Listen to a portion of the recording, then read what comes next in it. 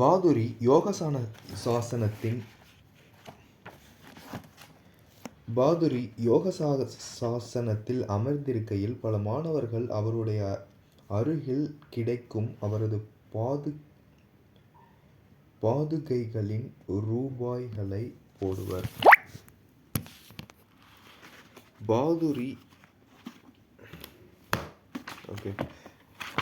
பாதுரி யோகாசனத்தில் அமர்ந்திருக்கையில் பல மாணவர்கள் அவருடைய அருகில் கிடக்கும் அவரது பாதுகைகளில் ரூபாய்களை போடுவர். பாரதத்தில் பழங்காலத்தில் உள்ள இந்த மரியாதையான காணிக்கை சீடர்கள் தங்கள் உலக சொத்துக்களை குருதேவரின் பாதங்களில் சமர்ப்பித்து விடுவதை குறிக்கிறது. நன்றியுள்ள நண்பர்கள் பக்தர்களின் நன்மையை விரும்பும் கடவுளின் மாற்று உருவங்களே.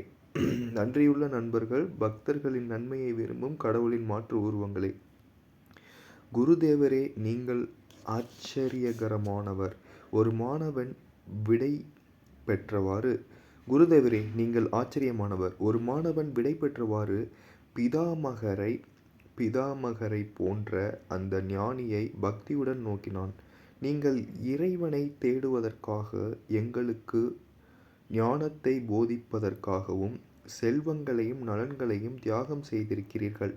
அவர் சிறு வயதில் ஒருமுகமாக யோக சாதனையில் இறங்கிய பொழுது அவரது மிகப்பெரிய குடும்ப சொத்து அவ்வளவையும் துறந்தாரென்பது எல்லோருக்கும் தெரிந்த செய்தி.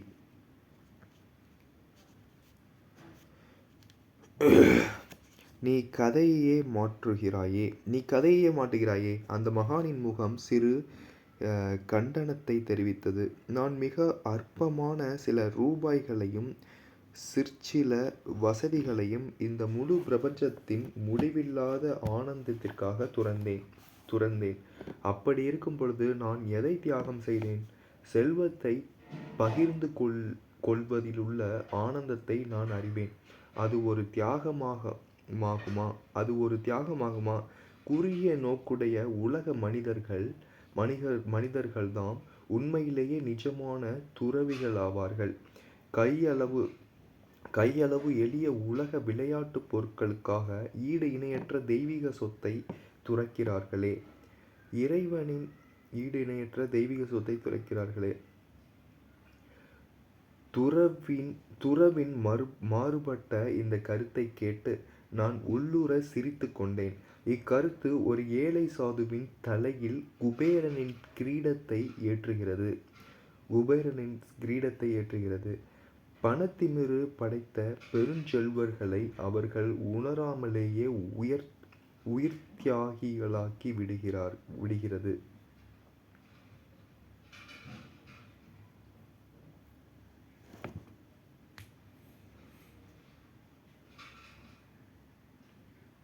ஒரு தெய்வீக திட்டம் எந்த ஆயுள் காப்பு நிறுவனத்தை விட வேகத்துடன்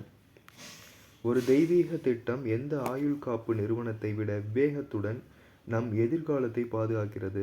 இந்த மகானின் முடிவரையான இச்சொற்கள்தாம் அவர் நம்பிக்கையின் மூலம் கண்ட உண்மை.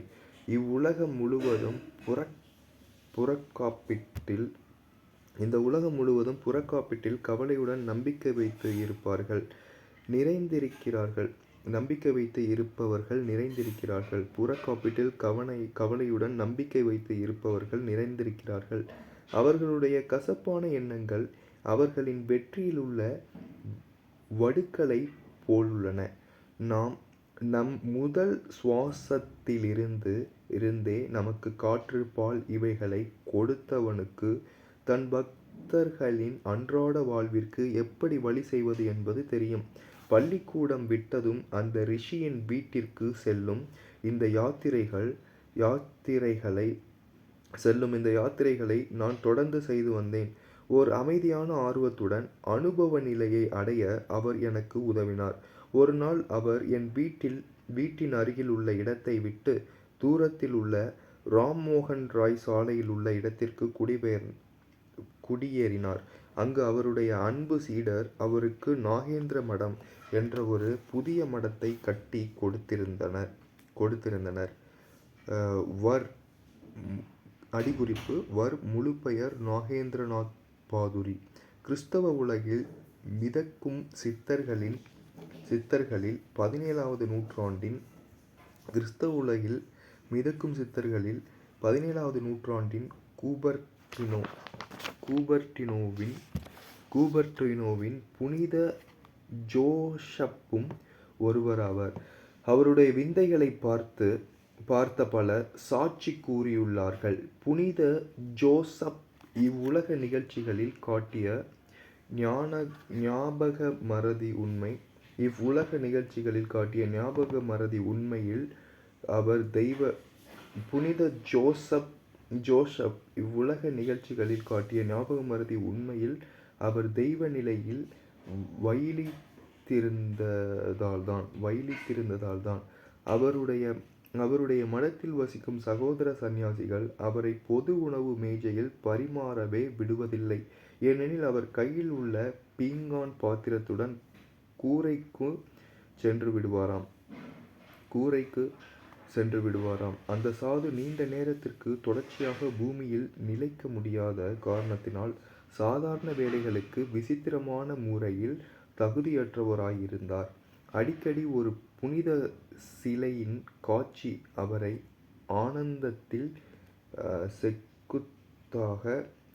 ஆனந்தத்தில் செங்குத்தாக பறக்க வைக்க போதுமானதாயிருந்தது.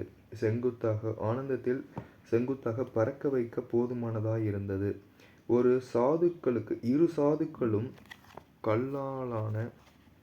சாதுக்களும் கல்லாலான ஒன்றும் மனித உருவத்தினாலான ஒன்றுமாக மேலே காற்றில் சுற்றி வருவதைக் காணலாம்.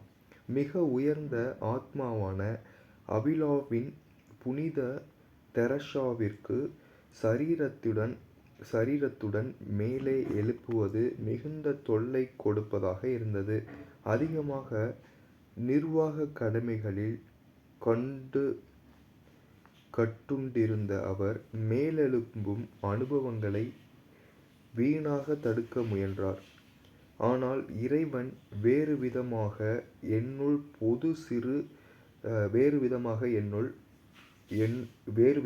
எண்ணும் பொழுது சிறு முன்னெச்சரிக்கைகள் வீணே என்று அவர் எழுதியுள்ளார்.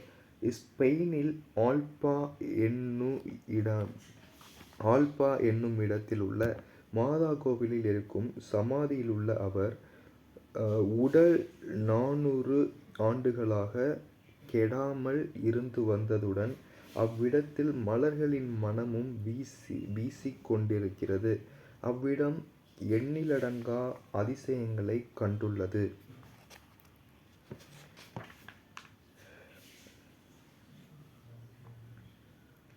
பள்ளிக்கூடம் விட்டதும் அந்த ரிஷியின் வீட்டிற்குச் செல்லும் இந்த யாத்திரைகளை துறவியின் மாறுபட்ட இந்த கருத்தை கேட்டு நான் உள்ளுர சிரித்து கொண்டேன்.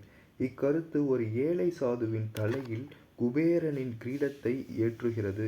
பணத்திமிரு படைத்த பெருஞ்செல்வங்களை அவர்கள் உணராமலேயே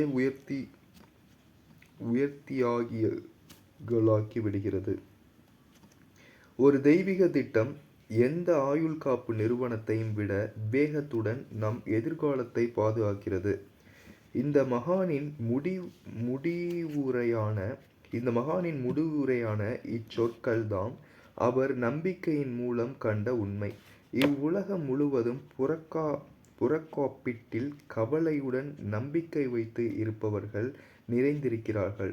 அவர்களுடைய கசப்பான எண்ணங்கள் அவர்களின் நெற்றியிலுள்ள வடுகளைப் போலுள்ளது. இவ்வுலகில் முழுவதும் புறக்காப்பீட்டில் கவலையுடன் நம்பிக்கை வைத்து இருப்பவர்கள் நிறைந்திருக்கிறார்கள். அவர்களுடைய கசப்பான எண்ணங்கள் அவர்களின் நெற்றியிலுள்ள வடுக்களைப் போலுள்ளன. நம் முதல் சுவாசத்திலிருந்தே நமக்கு காற்று, பால் இவைகளைக் கொடுத்தவனுக்கு தன் பக்தர்களின் அன்றாட வாழ்விற்கு எப்படி வழி செய்வது என்பது தெரியும்.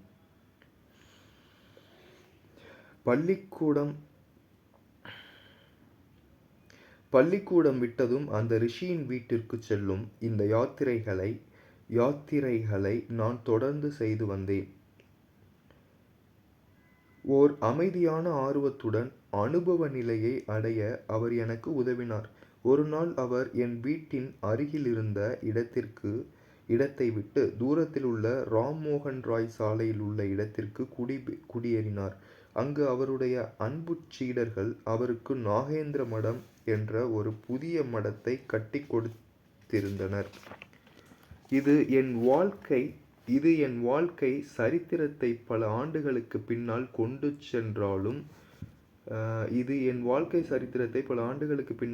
சென்றாலும் பாதுரி மகாஷாயர் எனக்கு கூறிய கடைசி சொற்கள் இங்கு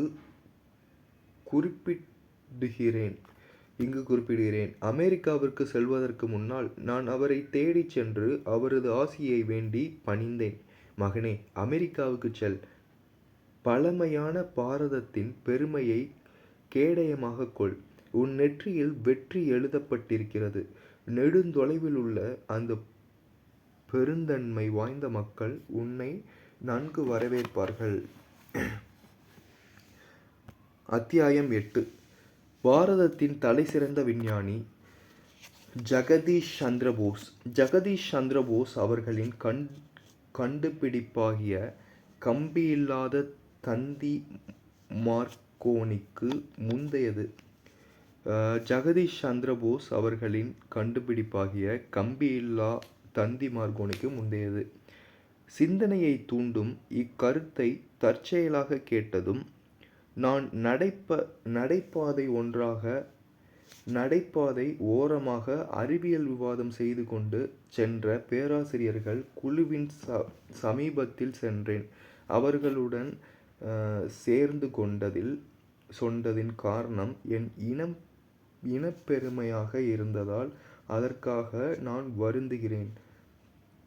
சிந்தனையை தூண்டும் இக்கருத்தை தற்செயலாக கேட்டதும் நான் நடைபாதை ஓரமாக அறிவியல் விவாதம் செய்து கொண்டு சென்ற பேராசிரியர்கள் குழுவின் சமீபத்தில் சென்றேன்.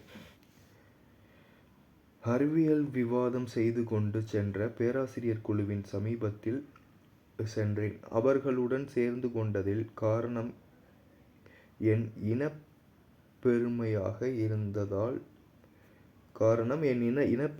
இருந்ததால் அதற்காக நான் வருந்துகிறேன். பாரதம் ஆன்மீகத்தில் மட்டுமல்லாது இயற்பியலிலும் பெரும் பங்கு வகிக்க முடியும் என்ற உண்மையில் எனக்கு இருந்த ஆர்வம் மிகுந்த அக்கறையை என்னால் மறுக்க முடியாது. நீங்கள் என்ன சொல்கிறீர்கள் ஐயா?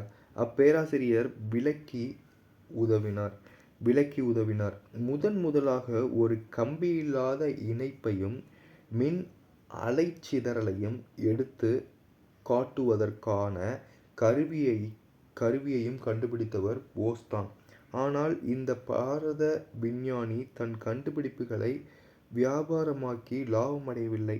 அவர் சீக்கிரத்திலேயே உயிரற்ற ஜட பொருள்களிடமிருந்து உயிருள்ள பொருட்களிடம் தன் கவனத்தை திருப்பினார்.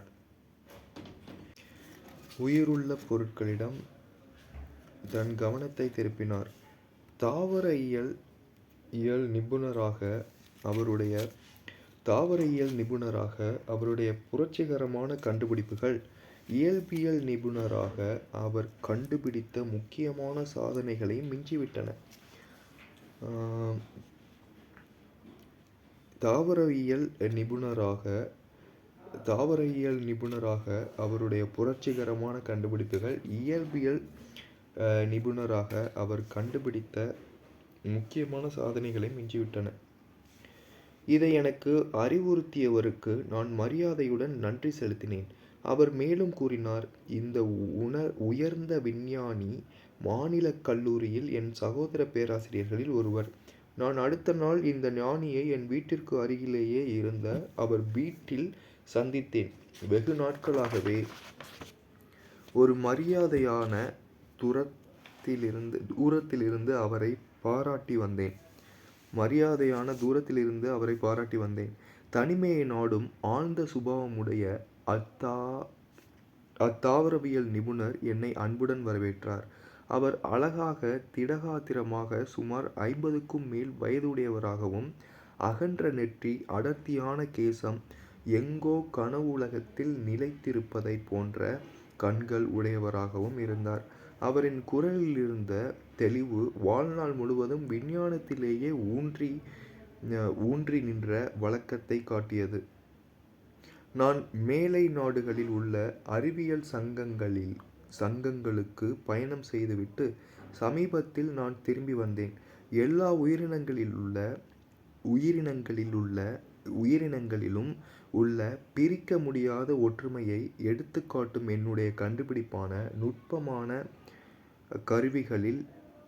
கருவிகளில் அவற்றின் அங்கத்தினர்கள் ஆழ்ந்த அக்கறை காட்டினார்கள். போஸ் தாவர உருப்பெருக்கி குரோஸ்கோப்கிராஃப்ட் ஒரு கோடி மடங்கு பெரிதாக்கி காட்டும் தன்மையுடையது. சாதாரண உருப்பெருக்கி சில 1000 மடங்கு மட்டுமே பெரிதாக்கிக் காட்டவல்லதாயிருந்தாலும் அது உயிரியல் விஞ்ஞானத்தில் மிகப்பெரிய முன்னேற்றத்தை கொண்டு வந்தது. இந்த தாவர உருப்பெருக்கி எண்ணிறைந்த தோற்றங்களைக் காண வழி செய்கிறது. விஞ்ஞானத்தின் பொதுவான காரங்களினால்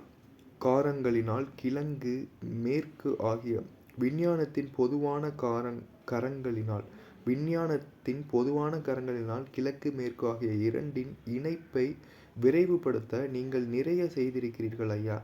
நான் கேம்பிரிட்ஜில் கல்வி கற்றேன். எல்லா கோட்பாடுகளையும்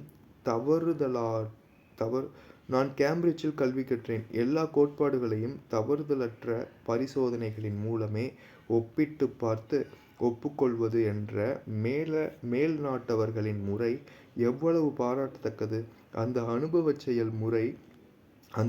செயல்முறை என் கீழை நாட்டு பரம்பரை சொத்தானது.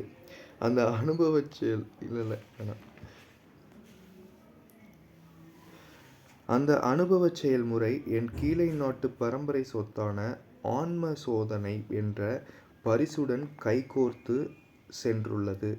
இந்த இரண்டு சேர்ந்து வெகு காலமாக தன்னை மறைத்து வந்த இயற்கையின் மௌனங்களை களைந்தெறிய எனக்கு உதவின. எதையும் எளிதில் நம்பாதவர்களுக்கு என் தாவர உருப்பெருக்கி கிரோஸ்கோப்கிராஃப்டின் வரைபடங்கள் சொல்லும் கதைகளின் மூலம் தாவர இனங்களுக்கு உணர்வுமிக்க நரம்பு மண்டலங்களுக்கும் பலதரப்பட்ட உணர்ச்சிகளுடன் கூடிய வாழ்க்கையும் உண்டு என்பது நிரூபிக்கப்படுகிறது.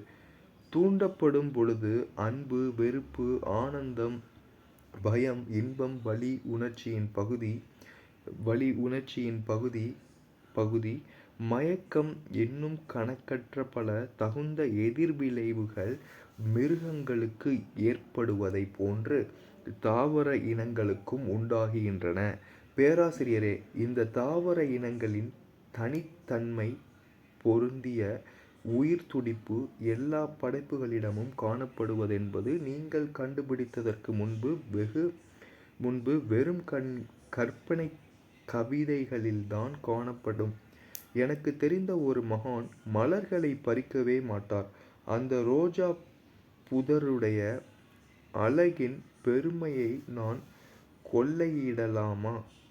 நான் முரட்டுத்தனமாகப் பறித்து அதன் பெருமையைக் குலைக்கலாமா? என்பார்.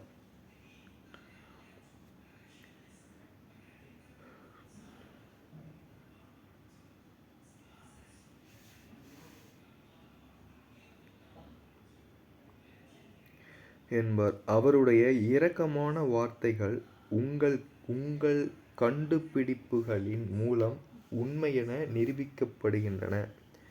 ஒரு கவிஞனுக்கு உண்மையுடன் உள்ள உறவு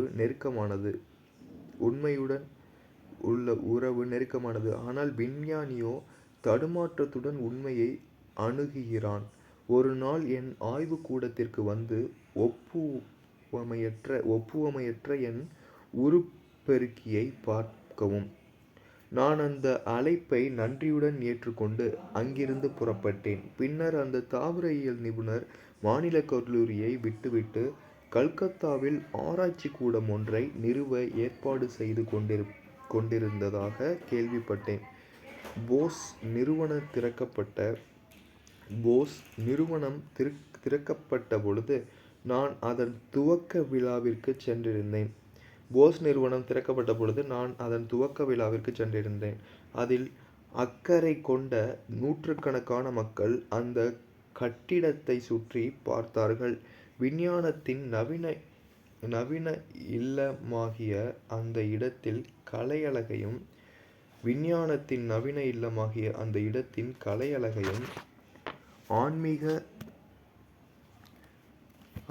ஆன்மீக சின்னங்களையும் கண்டு நான் மயங்கினேன்.